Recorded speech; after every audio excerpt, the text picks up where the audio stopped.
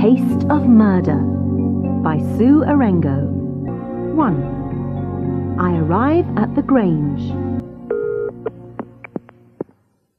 Claremont Private Nursing Agency, this is Angela speaking. Can I help you?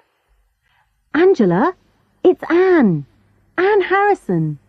Have you got the information about that new job? Oh, hello, Anne. Wait a minute. Yes, here it is. We need a private nurse for Mrs. Kitty Blakemore. Kitty Blakemore? The famous writer? Yes, Said Angela. that's right. But listen, Anne, there isn't really much wrong with her. Her heart is a little weak, but she's not really ill. She's just a hypochondriac. Oh, I see. One of those. What's the address?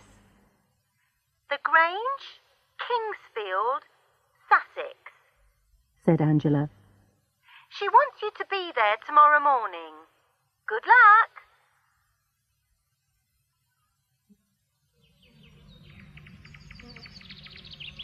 Early next morning, I drove to Kingsfield, a pretty little village near the sea. The Grange was just outside the village, at the end of a private road.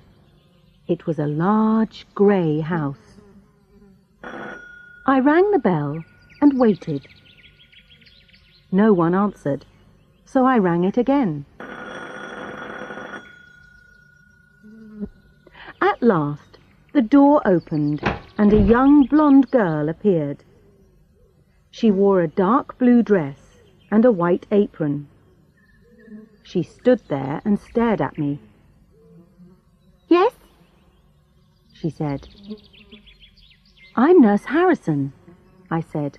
"The nursing agency sent me." "Oh, yes.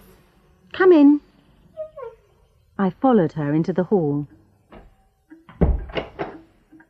A tall woman, about 40 years old, was coming down the stairs. "Nurse Harrison?" she asked. We shook hands. "I'm Stella Vixen, the housekeeper." She was quite beautiful, but also a little strange and frightening. She was very controlled, and there was something mysterious about her eyes. "I hope you'll be happy here," she said. "Charlotte will show you to your room now." Then she smiled at me strangely and walked away. I followed Charlotte up the stairs and down a long corridor. She pushed open a door at the end. "Here's your room," she said. I put down my suitcase. I waited for her to go away, but she didn't. Instead, she sat down on my bed. "Why do you want to work in this place?" she asked. "It's just a job," I replied. "Mrs. Blakemore's terrible," said Charlotte. "She's not really sick. She just wants to lie in bed all day and give us orders. I don't know why her husband likes her. He's famous too, you know. He writes wonderful music. Have you ever heard of him? No? Well, he's lucky. He's away at the moment. He's working in Wales. Poor us. We have to stay here with her." Charlotte was talking, and I was brushing my hair and looking at her in the mirror. She took something out of her apron pocket and examined it. Suddenly, there was a knock at the door, and she jumped off the bed. She quickly put the thing back in her pocket. Stella Vixen came in. "Are you still here, Charlotte?" she said. "Hurry up and go downstairs. Oh, and Mrs. Blakemore has lost one of her rings. It's not in her jewel box. Do you know anything about it?" do you mean? I'm not a thief, cried Charlotte angrily. I didn't take it. All right, said Miss Vixen. Calm down. I only said, do you know anything about it? Now, hurry up and go and do your work. Then she turned to me. If you're ready, Nurse Harrison, we'll go and see Mrs. Blakemore now.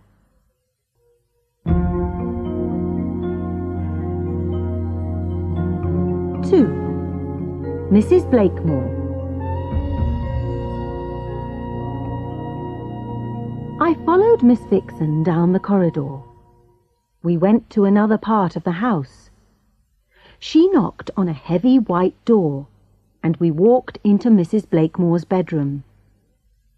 The curtains were half closed, and the room was quite dark. A woman about 55 years old was sitting up in bed. "Is that the new nurse?" she asked in a sharp voice. I was surprised, because she really did look very white and sick. Some bottles of medicine and bottles of pills were on the table beside the bed. The bed itself was covered with books, letters, and half-eaten chocolates. "Yes, this is Nurse Harrison," said the housekeeper.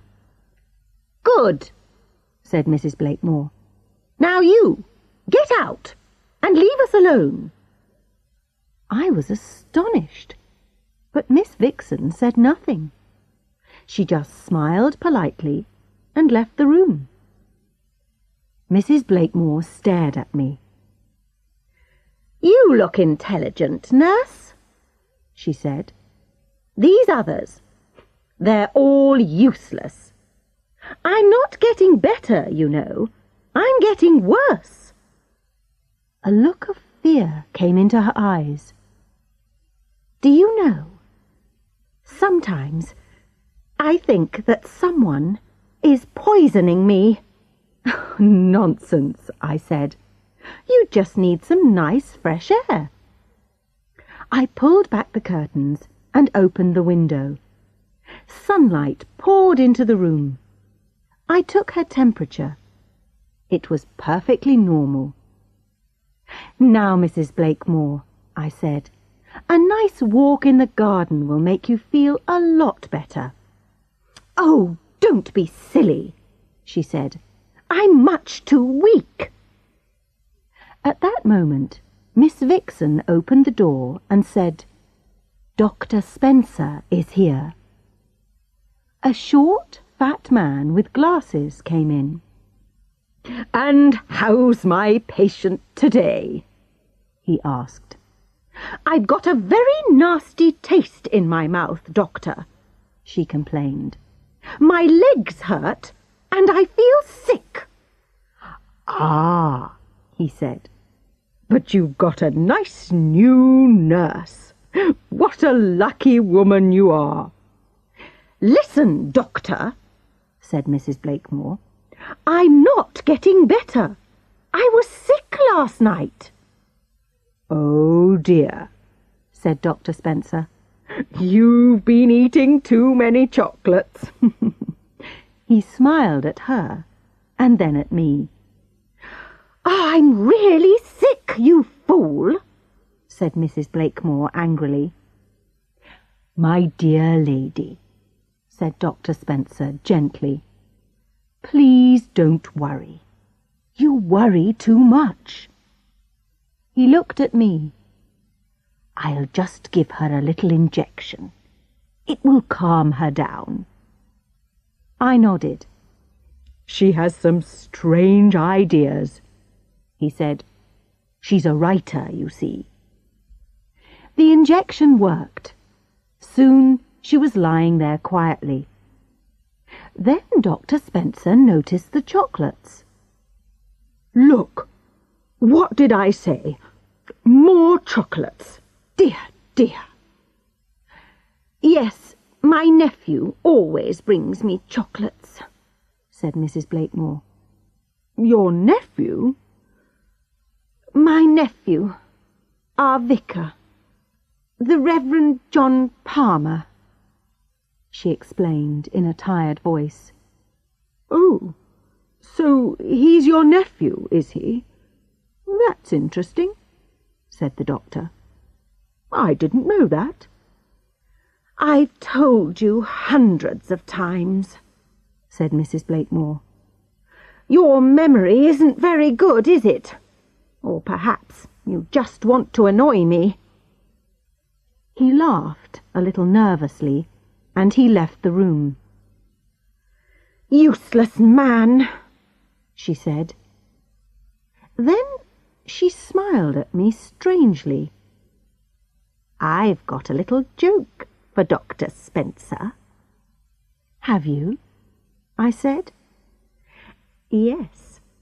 I've told him that I'm going to leave him a lot of money in my will when I die. But it's not true. No, I'm not going to leave him anything." Mrs. Blakemore laughed weakly. "He's a useless doctor." "Why don't you get a new one?" I asked. "This isn't London, you know," she said. "This is the country. There's only one other doctor near here, and he lives 10 miles away. He's useless too. The world is full of useless people." She closed her eyes. "Anyway, I'm leaving all my money to my nephew." "But what about your husband?" "Edward." Her face looked almost kind for a moment. "Edward doesn't want my money. He has plenty of his own. Even this house is his. Anyway, he doesn't really care about money. He only thinks about music." She put another chocolate in her mouth and ate it. Outside in the corridor, I met Charlotte. She was carrying Mrs. Blakemore's lunch. She took it into the bedroom, and then she showed me the way to the kitchen. Here we all ate in silence, until Bernard, the cook, suddenly put down his knife and fork. "What do you think of her, then?" he asked me. "Mrs. Blakemore? Oh, she seems all right," I replied. "All right," he said. "She's rude, selfish and mean. Do you know, she's got lots of money, loads of it, but she always makes us use the last little bit of everything. The last bit of milk, the last bit of bread." "Well, perhaps she doesn't like to waste anything," I said. There was silence again. "Mrs. Blakemore thinks that someone is poisoning her," I said. Bernard laughed. "Really?" he said. "I'm sure that we would all like to poison her if we could. I would do it if I could think of a good way." Miss Vixen's face went white. "Bernard!" "Well, it's true, isn't it?" he said. "You don't like her either, do you?" Miss Vixen didn't answer. Bernard went to get the ice cream from the fridge. He walked with some difficulty. I saw that he had something wrong with his left leg. Suddenly, Charlotte said to me, "That's a nice ring you have. It's a diamond, isn't it?" "Yes," I said. At last the conversation had changed. "I'm getting married next year. My boyfriend's name's David, and he's a sailor. He's going to be away at sea for the next 6 months." "Oh, I'd like to get married too," Charlotte said. I want to marry a rich man. Then I can have a big house like this, and a maid." She laughed. "Who knows? Perhaps if Mrs. Blakemore dies, Mr. Blakemore will marry me. He's a bit old, but he's famous, and he is rich." "If that's a joke, Charlotte, it's not very funny," said Miss Vixen. Bernard laughed again. "Yes, Charlotte, keep your mouth shut.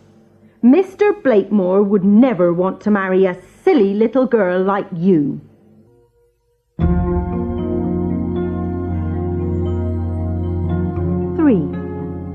A nasty taste.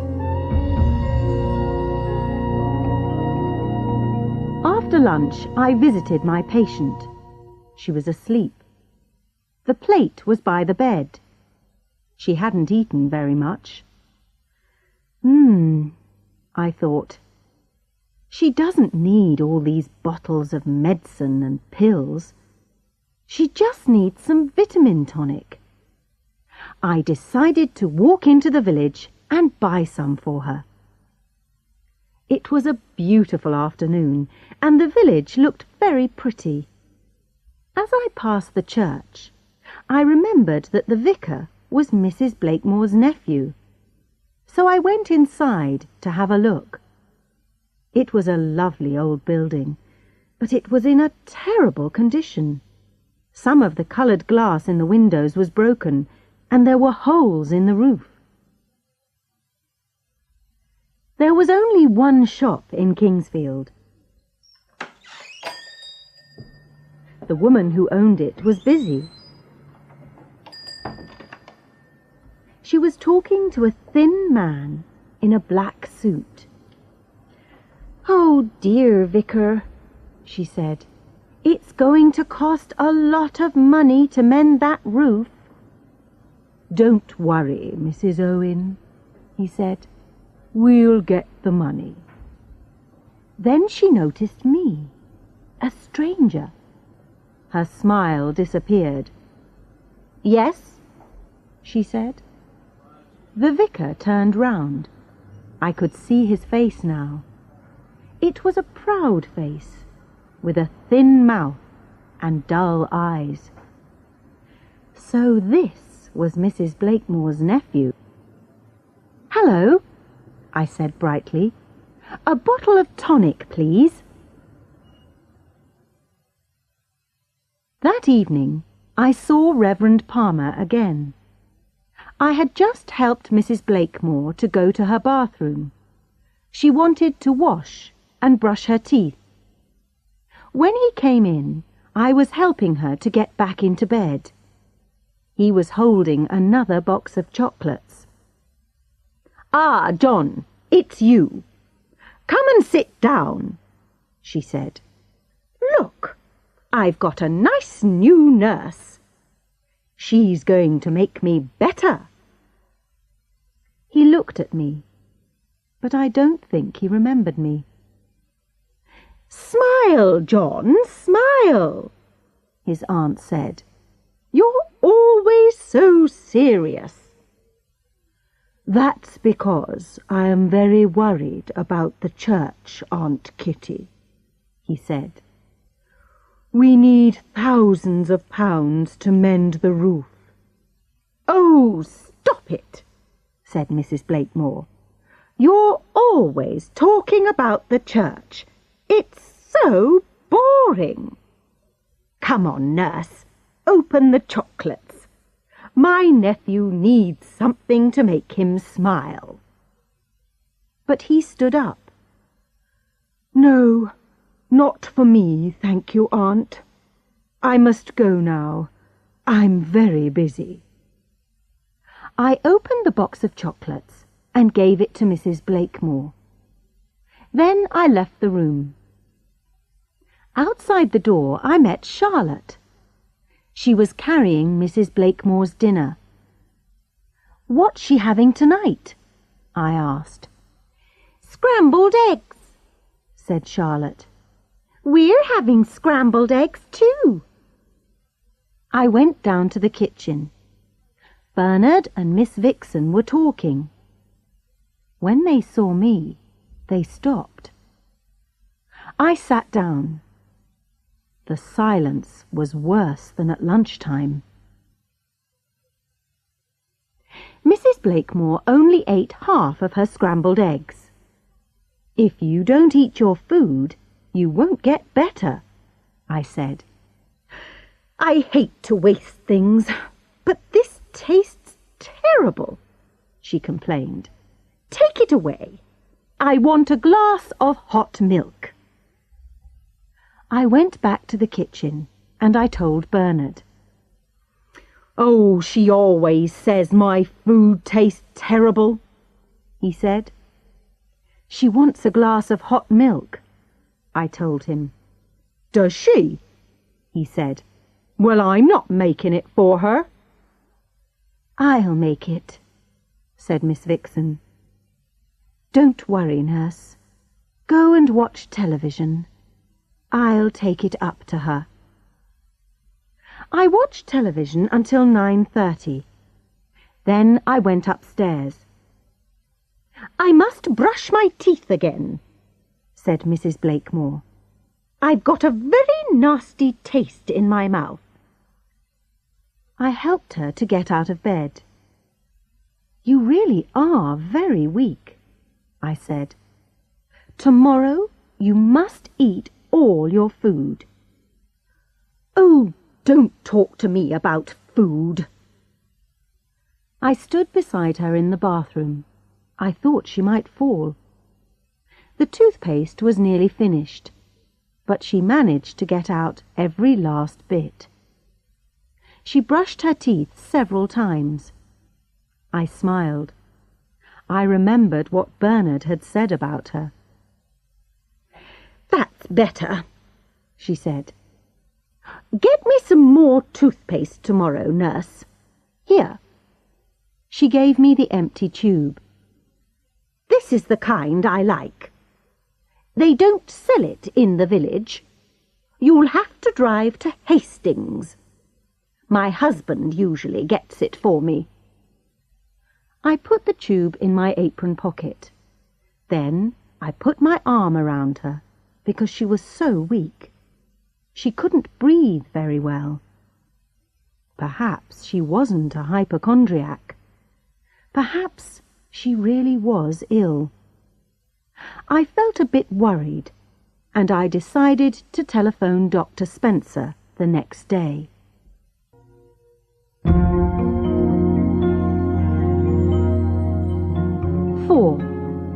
A suspicious death.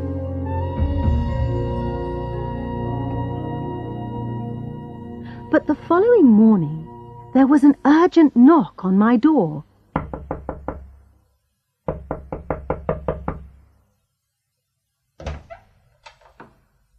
It was Stella Vixen.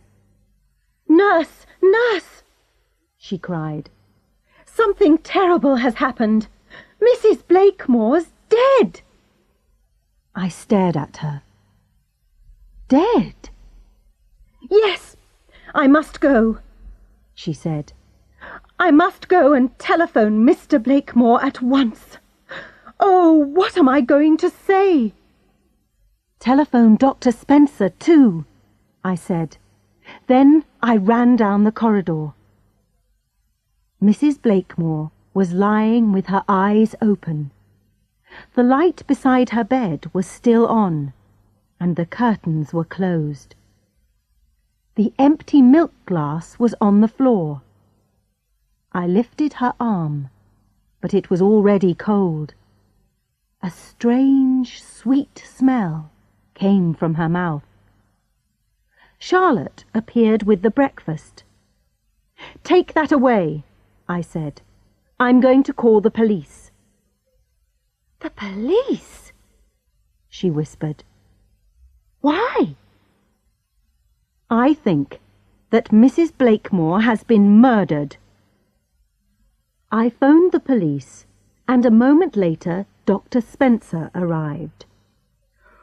"Oh dear," he said. "I can't understand it. Her heart was a little weak, but it was nothing serious. I just can't understand it. I didn't think that she would die." "No, Doctor." "Neither did I said coldly. "But perhaps her heart wasn't the problem. Can you smell that strange smell? Perhaps she has been poisoned." "Poisoned?" His hands shook. "You're not serious?" "Yes, I am," I said. She thought that she was being poisoned, but I didn't believe her. She said that her legs hurt and that she felt sick. I didn't do anything, but now I remember. Poison can make people feel like that. Dr. Spencer looked at Mrs. Blakemore, then at me. Then he looked at the door. Did he want to escape? At last, he said quietly, "Perhaps we should telephone the police." "Don't worry," I said. "I've already done that." When the police arrived, Miss Vixen brought them in. The inspector was wearing a dark suit. The policewoman was in uniform. "Inspector Braddock and Police Constable Hemmings," she announced. "Ah, the police. Good," said Dr. Spencer nervously. He was still looking at the door. "Has anyone touched anything or moved anything from the room?" asked Inspector Braddock. "No," said Miss Vixen. Then he turned and looked at me. "Are you the nurse who telephoned us?" "Yes," I said. "I'm from the nursing agency. I only arrived here yesterday. Mrs. Blakemore thought that someone was poisoning her, but I didn't believe her. You see, the agency told me that she was a hypochondriac. Everyone said that she wasn't really ill." The policewoman picked up the empty chocolate box. "Who gave her these chocolates?" "Her nephew," said Dr. Spencer. "But you needn't worry. He's our vicar." "Anyone can be a murderer," said the inspector calmly. "We'll take that away, Constable. We'll take those bottles of medicine and that bottle of tonic too." "There's an empty glass on the floor here, sir," P.C. Hemmings said.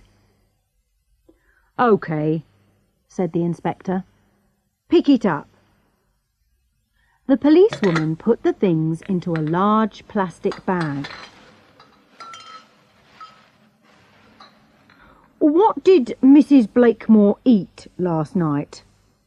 the inspector asked. "Scrambled eggs," I said. "But she only ate about half. Bernard threw the last bit away." "Who's Bernard?" "The cook." "I see," said the inspector. "Who else works here?" "Only Charlotte," said Miss Vixen. "The maid." Inspector Braddock looked out of the window. "Perhaps Mrs. Blakemore was poisoned," he said. "We don't know yet. We must wait for the results of the autopsy. Ah, there's the ambulance. They've come to take the body away. Now then, is there a Mr. Blakemore?" "Yes," said Miss Vixen. He's been working in Wales for a few weeks. I've just called him. He'll be here this evening." "Then we'll come back later," said the inspector. "But first, I'd like to speak to Bernard and Charlotte. Where's the kitchen?" I went to my room and stayed there all day. I felt terrible. I blamed myself, but I blamed Dr. Spencer and the nursing agency too. Why had none of us done anything to help her? She had been sick. She had been really sick. And now she was dead. 5. Who is the murderer?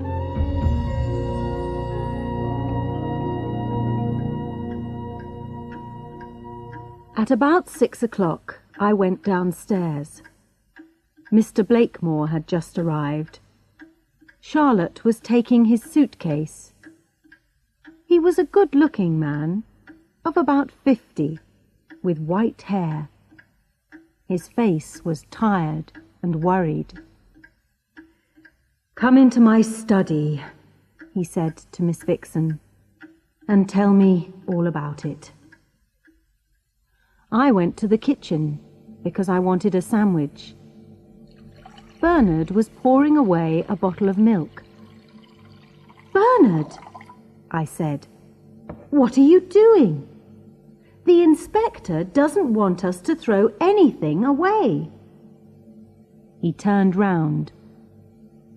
"Are you suggesting that I poisoned her? What about you? It's strange, isn't it? You arrive here, and the next day Mrs. Blakemore is murdered." "Don't be silly," I said. "I don't have a motive." Suddenly, Stella Vixen rushed in. "Nurse Harrison, quick! Can you come and see Mr. Blakemore?" When I reached his study, he was walking up and down. "Sit down, Mr. Blakemore," I said. "Here, let me pour a drink for you." "I want to be with her." He was crying quietly. "Why can't I be with her?" "I'm sorry," I said. "They took your wife's body away." He put his hands over his face. Then Charlotte appeared at the door. "It's the police," she whispered. "They're here again." They only spoke to Mr. Blakemore that night. But the next day they returned and questioned everybody. Then, the following day, a lawyer came to read the will. Dr. Spencer and Reverend Palmer arrived to hear it with the others. I was not invited, so I spent the morning in my bedroom. Nothing was certain yet, but I felt sure she had been murdered. There were 3 questions. Who? How? Why? I made a list and tried to work it out. 1, was it her nephew, the Reverend John Palmer, with his boxes of chocolates? Did he murder her for the money to repair the village church? 2, was it Dr. Spencer, with his medicines and injections? Did he think that she would leave him some money? 3, was it Bernard, the cook? Did he poison her food? Why did he hate Mrs. Blakemore so much? 4, was it Charlotte, the maid? Did she put something into Mrs. Blakemore's food? Does she think that Mr. Blakemore will marry her now? 5. Was it Stella Vixen, the housekeeper? Did she poison the hot milk? Why does she seem so strange?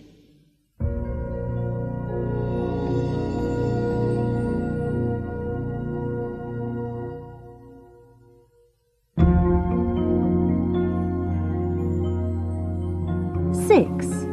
They all have a secret.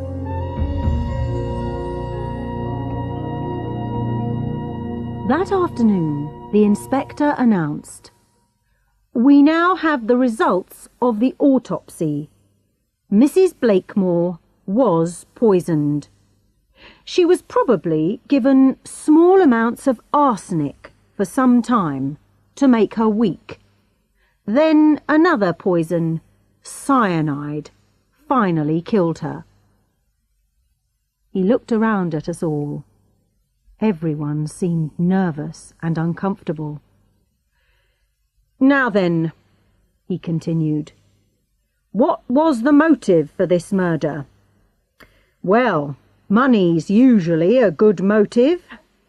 And in her will, Mrs. Blakemore left all her money to her nephew, several £1,000,000.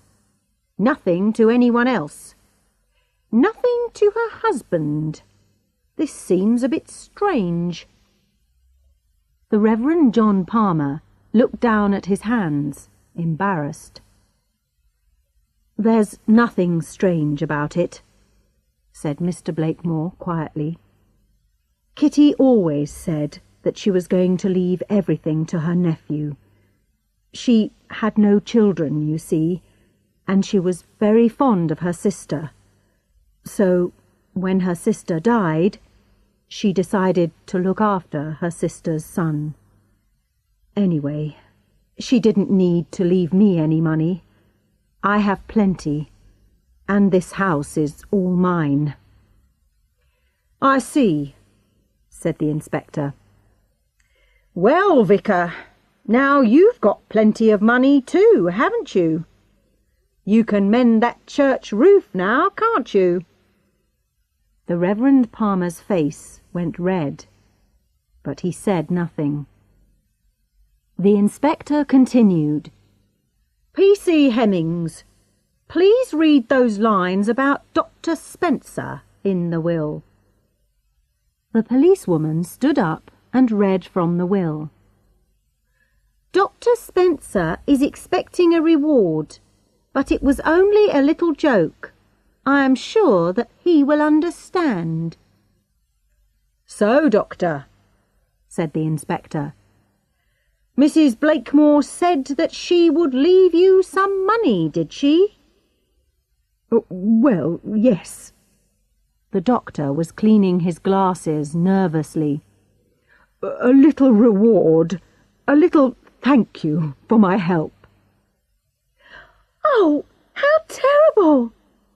cried Charlotte. "What a cruel joke!" "If you expected some money," said the inspector, "then perhaps you too had a motive for murder, Doctor." "Oh, really?" Dr. Spencer stood up. "I won't listen to any more of this. I'm a doctor, not a murderer." "We shall see," said the inspector. "Sit down again, please, sir. Now, Mrs. Blakemore was not an easy person to live with. Am I right? She was often very rude and unkind. Is this correct?" "Well," said Mr. Blakemore, "she could be difficult sometimes. She was an intelligent woman, and she didn't like fools." "But, sir," said the inspector, "you are an intelligent man, but you do not seem to be rude and unkind." "That's because he's a nicer person than she was," said Charlotte hotly. "I see," The inspector looked closely at her. "You didn't like Mrs. Blakemore, did you?" "No, I didn't," said Charlotte angrily. "Perhaps she didn't like you either. But she gave you a job here, didn't she? You were dismissed from your last job because you stole things. You left without any references. And yet Mrs. Blakemore accepted you here." "How do you know all that?" cried Charlotte. "We've been asking a lot of questions," said the inspector. Then he turned to Bernard. "Tell us something about yourself, Bernard." "What do you want to know?" "How long have you known Mrs. Blakemore?" "I've worked here for 4 years," he answered. "Ah, yes, but you first met her a long time ago," said the inspector.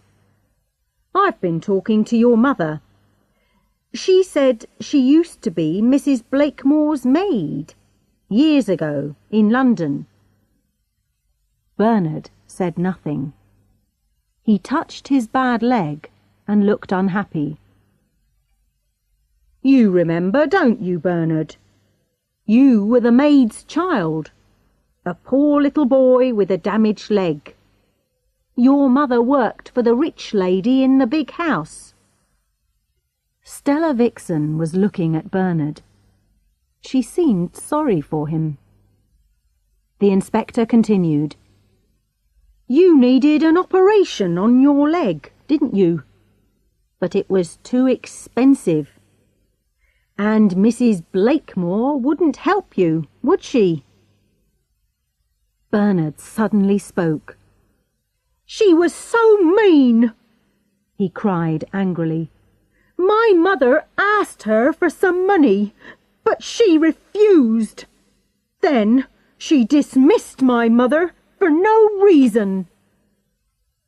"Yes, I know," said the inspector calmly. "Then, years later, you came to work for Mrs. Blakemore yourself. You wanted to kill her, didn't you?"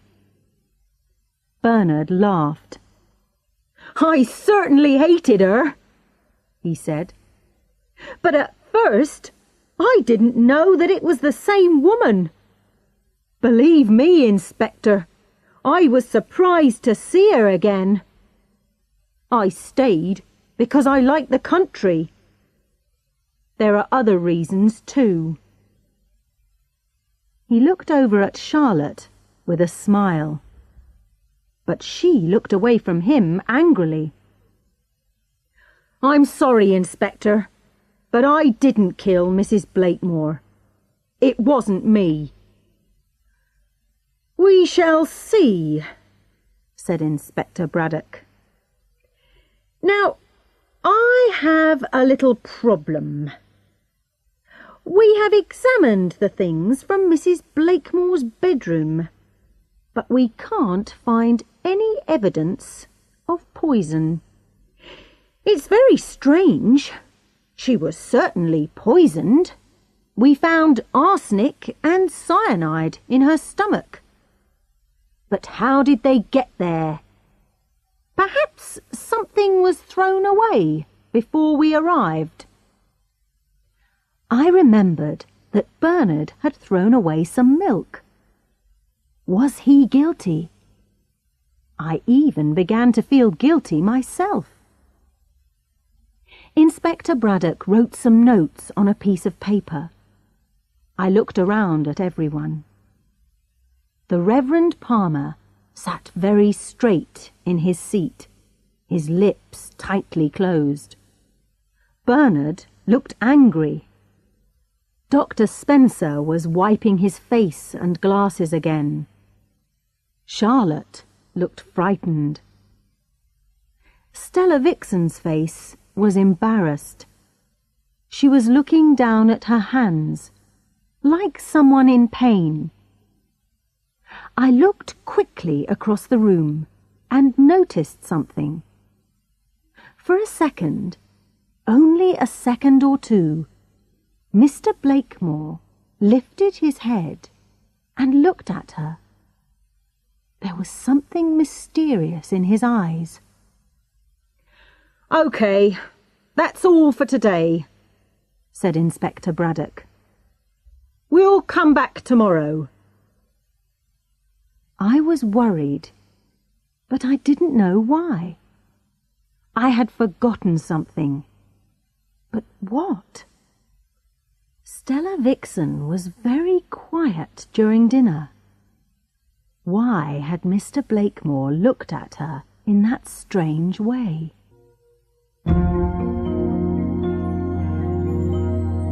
7. 2 Unhappy Women.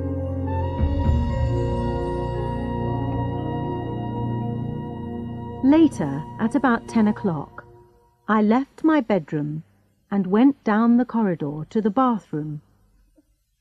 On my way back, I heard something. Someone was crying. The noise came from Miss Vixen's room, so I knocked on her door.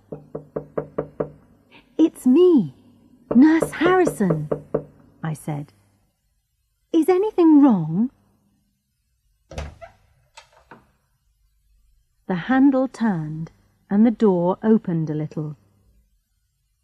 "Can I come in?" I said. She looked terribly unhappy and her eyes were red. "What's the matter?" I asked. "I can't tell you," she whispered. "Sit down here on the bed," I suggested. "You're normally so calm and controlled. What is it?" She looked at me for a moment. Then she hid her face in her hands. "I didn't want her to die," she whispered. "She wasn't always a very nice woman. But murder, that's terrible." I put my arm around her. Yes, Stella Vixen was different from the others. She was the only one with a kind heart. She had never said anything nasty about Mrs. Blakemore. Someone in the house might be the murderer, but it wasn't Stella Vixen, I felt sure. "Please," she said, "you must go now." "But will you be all right?" I was worried. She seemed so frightened. "Yes, go," she said. "I'm sorry. It's my problem." "Well, try to get some sleep," I said. "I'll see you in the morning." "Yes, thank you, nurse. Good night." I was worried about her. Perhaps Charlotte could help. I went along the corridor to her room and knocked. "Charlotte, can I come in?" There was no reply, so I knocked again. At last, she opened the door. "What is it?" she said sleepily. "I need to talk to you." "I'm half asleep," she complained, but she let me in. She got back into bed. I sat down beside her. "I've just seen Miss Vixen. She's been crying, and she seems very frightened. Do you know why?" "No, it's not my business. She can do what she likes. I don't care." "You don't like her, do you?" "Why?" She did not reply. Instead, she looked bored. She began to play with something on one of her fingers. It was a diamond ring. "That's pretty," I said. "Where did you get it from?" "It's mine," she said quickly. Then she hid the ring with her other hand. "Someone gave it to me." "Is it one of Mrs. Blakemore's rings?" Her face went red. "I didn't take it. He gave it to me." "Who gave it to you?" She would not answer. "Listen, Charlotte," I said. I tried to be gentle. "Did Mr. Blakemore give you that ring?" She started to cry quietly, angrily. Then suddenly she said, "I saw them. He tried to kiss her." "Who?" "I went into the study with some wood for the fire. It was in February. I saw them." Charlotte's eyes became darker. "Why did he want her?" she said to herself. She sounded jealous. "What? Who did you see?" "Mr. Blakemore, of course." I tried to understand. "Charlotte, you went into the study and you saw Mr. Blakemore, and he was trying to kiss his wife. Is that right?" "No, silly," she cried. "Miss Vixen." I stared at her in astonishment. She started to cry. "Later, he gave me this little ring. He said, 'Be a good girl. It can be our little secret, can't it?'" I was so shocked that I couldn't say anything. I remembered the strange look that Mr. Blakemore had given Miss Vixen, and the look of embarrassment on her face. "I don't know why he wanted her," said Charlotte. "He wanted her to marry him. But she told him not to be silly. He was already married." She looked at me sadly and dried her blue eyes. Then I remembered something. Mr. Blakemore had cried, "I want to be with her. Why can't I be with her?" Now I understood. He hadn't been talking about his wife that night. He had been talking about Stella Vixen. "You've been a bit silly yourself, Charlotte," I said. "Mr. Blakemore is much too old for you. One day you'll meet the right man, I'm sure. Now go to sleep. You can tell all this to the police tomorrow morning." "The police?" she whispered. "Why?" "It may help them." "Will I have to give back the ring?" "I don't know, Charlotte. Anyway, there are more important things than your ring." I left her. Outside, I began to shake with fear. Did Mr. Blakemore murder his wife? No, it was impossible. He hadn't been in the house. And yet, perhaps there was something I had forgotten. What was it?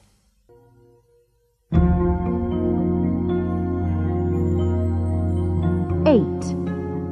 A perfect murder.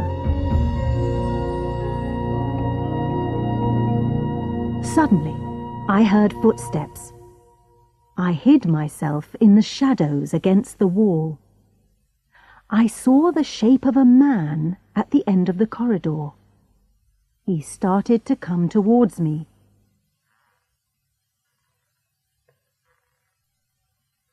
At Stella Vixen's door, he stopped and knocked quietly.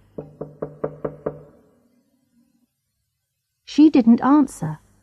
So he knocked again, louder.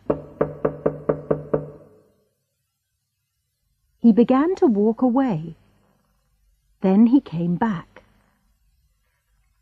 "Stella," he called in a low voice. "it's me, Edward. I must speak to you. You can't refuse me. Not now." He tried to open the door, but it was locked. At last, he stopped and went away down the corridor. I opened Charlotte's door. "Charlotte, quick! Get out of bed, lock your door, and don't open it again to anyone tonight. Not to anyone." I hurried back to my room and locked my own door too. I was still shaking. It was him. He had done it. Yes, Mr. Blakemore had murdered his wife. And yet, it was impossible. He had been away in Wales, so he couldn't have done it.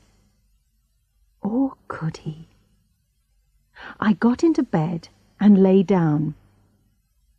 Perhaps he had put the poison into something before he went away. There was something I had forgotten about. What was it?